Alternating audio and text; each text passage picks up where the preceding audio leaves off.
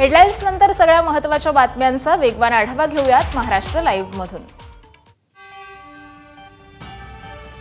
बातमी आहे उपराष्ट्रपती पदाच्या निवडणुकीची। देशाला लवकरच उपराष्ट्रपती लाभणार आहेत। आज होणाऱ्या उपराष्ट्रपती पदाच्या निवडणुकीसाठी एनडीए आणि इंडिया आघाडी दोन्ही गटाची मोर्चे बांधणी सुरू झाली आहे। दोन्ही आघाड्यांवर बैठका तसंच मॅक पोलचं आयोजन करण्यात आलंय। एनडीएच्या वतीनं सीव्ही राधाकृष्णन तर इंडिया आघाडीच्या वतीनं निवृत्त न्यायमूर्ती बी सुदर्शन रेड्डी यांना उमेदवारी देण्यात आली आहे। मात्र रेड्डी यांना निवडणुकीआधीच मोठा झटका बसलाय।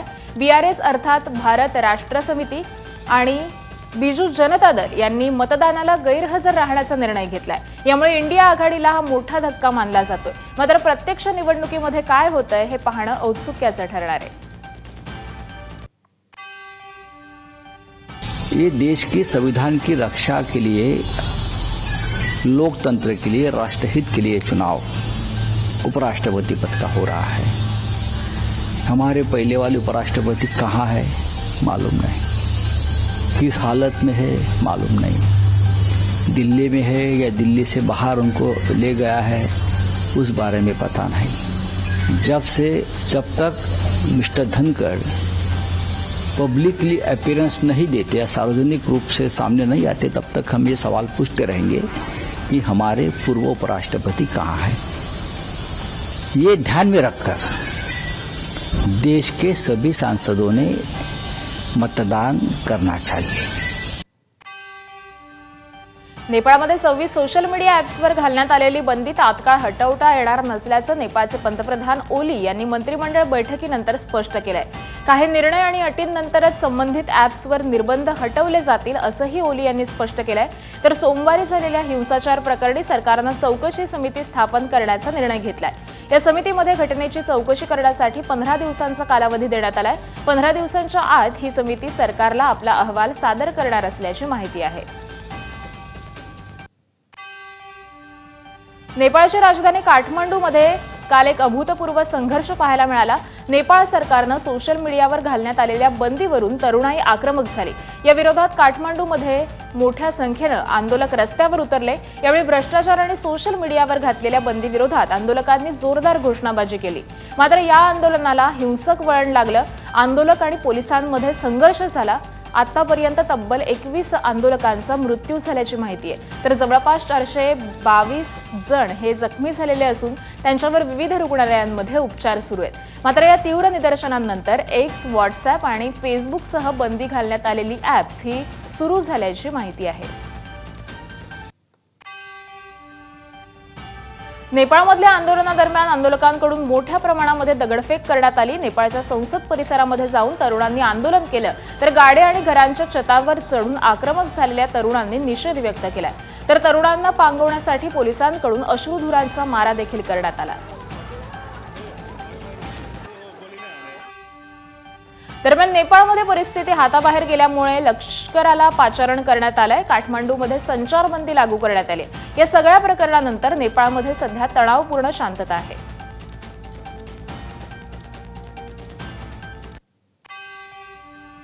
नेपाळचे गृहमंत्री रमेश लेखक यांनी आपल्या पदाचा राजीनामा दिलाय। हिंसक निदर्शनांमध्ये झालेल्या मृत्यूंची नैतिक जबाबदारी स्वीकारत रमेश लेखक यांनी राजीनामा दिला आहे। नेपाळमध्ये सोशल मीडियावरील बंदी विरोधात तरुणाई रस्त्यावर उतरली होती। यामुळे भारत नेपाळ सीमेवर सुरक्षा वाढवण्यात आली आहे। सशस्त्र सीमा दलांसह जंगल आणि पदपथांवर सुरक्षा वाढवलेली आहे। नेपाळ सीमेवर सतर्क राहण्याच्या कडक सूचना ह्या देण्यात आल्या आहेत। राज्य मंत्रिमंडळाची आज महत्त्वाची बैठक होणार आहे। दरम्यान मागील मंत्रिमंडळ बैठकीवर मराठा आरक्षणाच्या मुद्द्यावरून मंत्री छगन भुजबळ यांनी बहिष्कार टाकला होता। त्यामुळे आज होणाऱ्या बैठकीला छगन भुजबळ उपस्थित राहणार का, राहिले तर ओबीसींच्या आरक्षणासंदर्भात काय नेमके मुद्दे उपस्थित करणार हे पाहणं महत्त्वाचं ठरणार आहे। हैदराबाद गॅझेटियरच्या जीआर विरोधात छगन भुजबळ आक्रमक झालेले असून ते सरकारला कोर्टात खेचण्याच्या तयारीत आहेत। 2 दिवसांमध्ये मुंबई हायकोर्टात ते याचिका दाखल करणार आहेत। या सगळ्या अनुषंगानं बैठकीत काय पडसाद उमटणार हे पाहणं महत्त्वाचं ठरणार आहे। मराठा आरक्षणाच्या जीआरला आता शरद पवारांच्या राष्ट्रवादीतील बड्या नेत्यांनी देखील खुला विरोध दर्शवलाय। मंत्री छगन भुजबळ यांनी मराठा आरक्षणाला केलेला विरोध हा योग्य असल्याची भूमिका अनिल देशमुख यांनी एक्सवर पोस्ट करत स्पष्ट केली आहे। ओबीसी समाजाला 27% आरक्षण आहे, त्यात 13% भटके, विमुक्त आणि इतर समाजासाठी राखीव आहे. उरलेल्या 19% मराठा समाजाला आरक्षण दिलं तर ओबीसी आरक्षणामध्ये वाटेकरी वाढणार. त्यामुळे हैदराबाद गॅझेटचा दाखला देऊन मराठा समाजाला ओबीसी आरक्षण मिळवून देण्याचा शासनाचा प्रयत्न हा ओबीसी समाजाच्या अधिकारावर गदा आणणारा असल्याचं अनिल देशमुख यांनी म्हटलंय. एकीकडे काँग्रेस नेते विजय वडेट्टीवार यांनी ओबीसी नेत्यांची काल बैठक बोलावलेली असताना ओबीसी समाजाच्या प्रलंबित मागण्यांसाठी इतर मागास बहुजन मंत्री अतुल सावे यांनी देखील आज महत्त्वाची बैठक बोलावली आहे. 4 सप्टेंबरला नागपुरात राष्ट्रीय ओबीसी महासंघाच्या साखळी उपोषणाची सांगता करताना इतर मागास आणि बहुजन कल्याण मंत्री अतुल सावे यांनी ओबीसी समाजाच्या प्रलंबित मागण्यांसाठी लवकरच शासन स्तरावर बैठक होईल असं आश्वासन दिलं होतं. त्यानंतर मुंबईमध्ये बैठकीचं आयोजन करण्यात आलंय.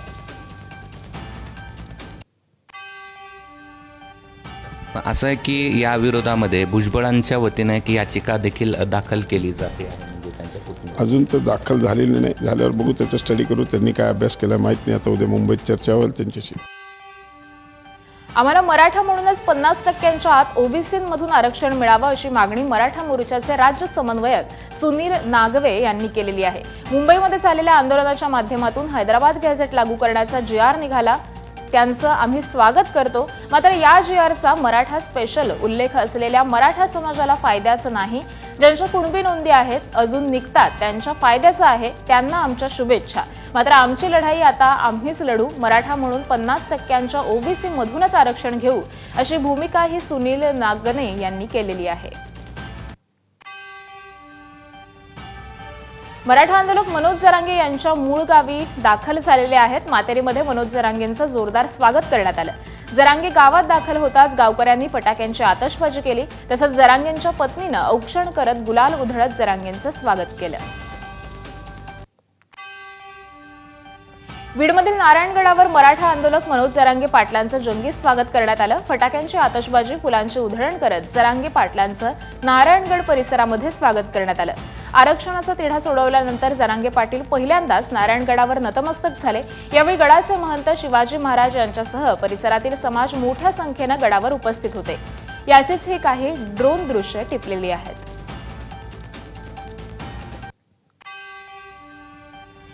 1881 साली ब्रिटिशांनी कोल्हापूर गॅझेटची निर्मिती केली. मात्र 1996 साली राज्य शासनाच्या एका कमिटीनं याच गॅझेटमध्ये बदल केल्याचा आरोप मराठा समाजातील काही नेत्यांनी केलाय. 1881च्या गॅझेटनुसार मराठा समाजाची लोकसंख्या 60,000, कुणबी समाजाची लोकसंख्या 2 लाख इतकी होती. 2011 साली जनगणनेमध्ये कोल्हापूर जिल्ह्याची लोकसंख्या 38 लाख झाली. त्यामुळे 1881च्या तुलनेत लोकसंख्येमध्ये साधारण 5 पट वाढ झाली. त्यामुळे सकल मराठा समाजाने गॅझेटमध्ये छेडछाड केल्याचा आरोप केलाय.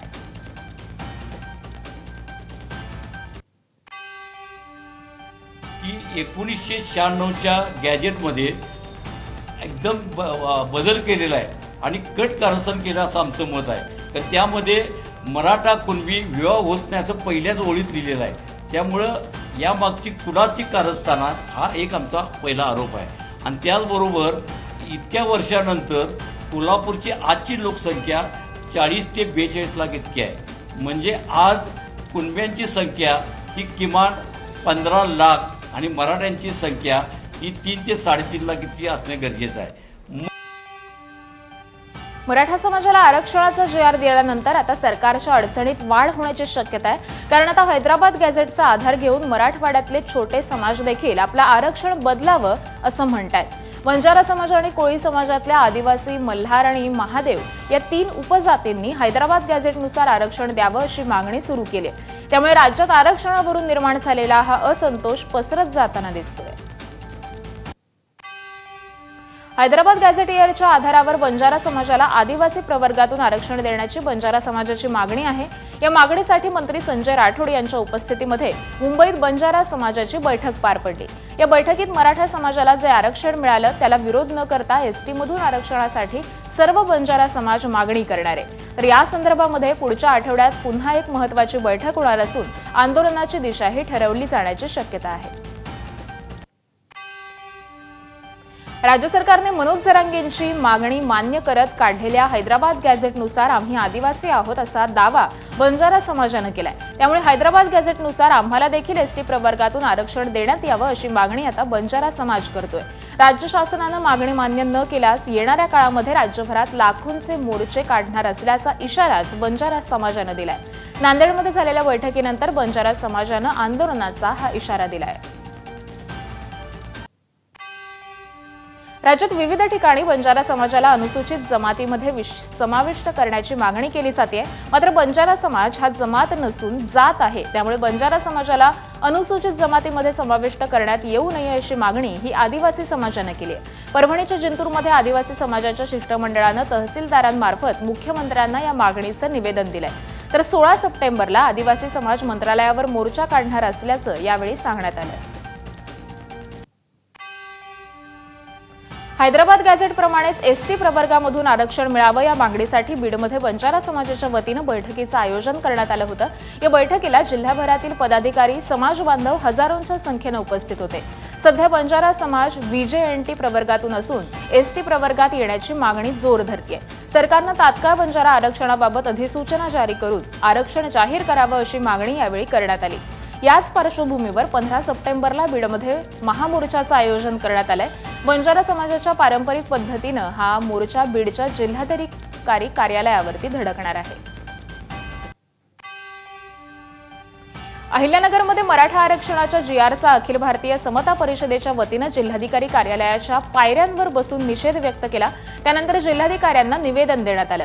परिषदेच्या पदाधिकाऱ्यांनी सरकारचा निर्णय अन्यायकारक असून या विरोधामध्ये न्यायालयीन मार्गाचा अवलंब करणार, आवश्यकता भासल्यास लोकशाही पद्धतीनं रस्त्यावर उतरून देखील आंदोलन करण्यात येईल असा इशाराही देण्यात आलाय.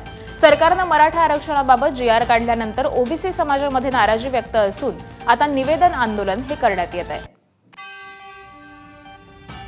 मराठा आरक्षणासंबंधी सरकारनं GR काढला आहे. हा GR रद्द करण्यात यावा या मागणीसाठी बुलढाण्याच्या सिंदखेड राजा तहसील कार्यालयासमोर ओबीसी बांधवांनी निदर्शनं केली. यावेळी सरकारच्या GRच्या कॉपी पाण्यात बुडवून GRचे विसर्जन करण्यात आलं. तसंच सरकारचा निषेध देखील नोंदवण्यात आला. मराठा आरक्षणावरून ओबीसी समाजामध्ये संतापाची लाट उसळली. वर्ध्यातील छत्रपती शिवाजी महाराज चौकामध्ये ओबीसी एकीकरण समितीनं शासन निर्णयाची होळी करत जोरदार निदर्शनं केली. यावेळी मराठा समाजाला ओबीसीमधून आरक्षण देण्याच्या निर्णयाला विरोध करत शासनानं घेतलेला निर्णय तात्काळ रद्द करावा अशी मागणी आंदोलकांनी केली. या आंदोलनामध्ये ओबीसी नेते हे मोठ्या संख्येनं सहभागी झाले होते. हैदराबाद गॅझेट, सातारा गॅझेट नंतर आता कोल्हापूर गॅझेटची चर्चा रंगू लागली आहे. मराठा समाजाच्या आरक्षणासाठी कोल्हापूर गॅझेट महत्त्वाचा दस्तऐवज आहे. यामुळे कुणबी नोंदी संदर्भामध्ये कोल्हापुरातील मराठा समाज आपली भूमिका मांडणार आहे आणि कोल्हापूर गॅझेटमध्ये झालेल्या गफलती संदर्भात मराठा समाज हा माहिती देणार आहे.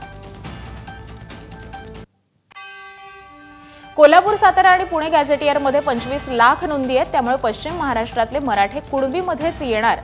आपण पश्चिम महाराष्ट्रातील एक सुद्धा मराठा आरक्षणापासून वंचित ठेवणार नाही, सर्वांना आरक्षण देणार असं मनोज जरांगे पाटलांनी म्हटलंय. तर ओबीसी नेते विजय वडेट्टीवार यांनी गॅझेटनुसार ओबीसी असणाऱ्यांना विरोध नाही तर सरसकट या शब्दाला विरोध असल्याची प्रतिक्रिया दिली आहे. गॅझेटनुसार जर कुणबी आहे तर आमचा विरोध नाही ना, त्याला अजिबात विरोध नाही. पण जरांगे पाटलांची भूमिका आहे की सरसकट सगळ्यांना द्या. तर मग तुम्ही त्या संदर्भात जी भूमिका आहे त्याला थोडंसं आम्ही म्हणतो की आमच्या हक्कावर गदा येईल. दरम्यान कोल्हापूर गॅझेटमध्ये मराठा आणि कुणबी एकच असल्याचा उल्लेख करत सातारा गॅझेटमध्ये असे वेगवेगळे उल्लेख आहेत अशी माहिती हे कोल्हापूर गॅझेटचे अभ्यासक आणि सामाजिक कार्यकर्ते दिलीप देसाई यांनी दिली आहे.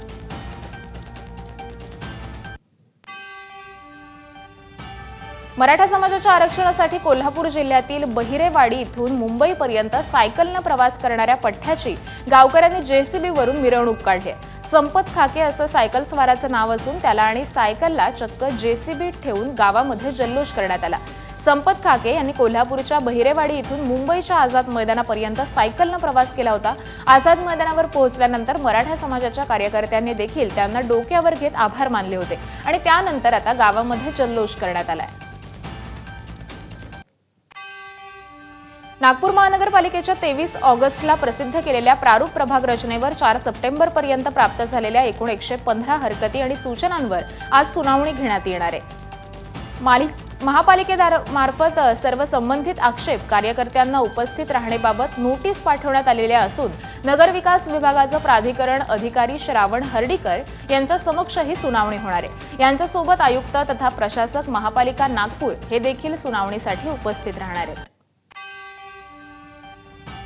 नाशिक महापालिका निवडणुकीसाठीच्या प्रारूप प्रभाग रचनेवरील हरकती आणि सूचनांवर आज सुनावणी होणार आहे. आतापर्यंत पालिकेकडे एकूण 91 हरकती आणि सूचना या आलेल्या असून नगरविकास विभागाचे अधिकारी आणि महापालिका आयुक्त यांच्या उपस्थितीमध्ये हरकतींवर सुनावणी होणार आहे.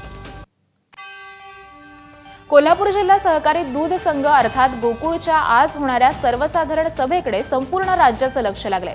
यावर्षी देखील सभेमध्ये गोंधळ होणार हे जवळपास निश्चित आहे. सध्या गोकुळचा अध्यक्ष महायुतीचा असला तरी माझ्या प्रश्नांची उत्तरं मिळत नाहीत तोपर्यंत मी व्यासपीठावर जाणार नाही अशी भूमिका ही गोकुळच्या संचालिका शौमिका महाडिक यांनी घेतली आहे. तर सध्या गोकुळचे अध्यक्ष मंत्री हसन मुश्रीफ यांचे चिरंजीव नवीद मुश्रीफ आहेत. नवीद यांनी शौमिका महाडिक यांना आपण महायुतीच्या संचालिका आहात त्यामुळे आपण व्यासपीठावर बसावं याबाबत विनंती केली आहे. मात्र असं असलं तरी माझ्या प्रश्नांची उत्तरं मिळत नाही तोपर्यंत मी व्यासपीठावर जाणार नाही अशी भूमिका ही शौमिका महाडिक यांनी घेतली आहे. त्यामुळे होणारी गोकुळची सर्वसाधारण सभा दरवर्षीप्रमाणेच गोंधळाची होणार आहे हे नक्की.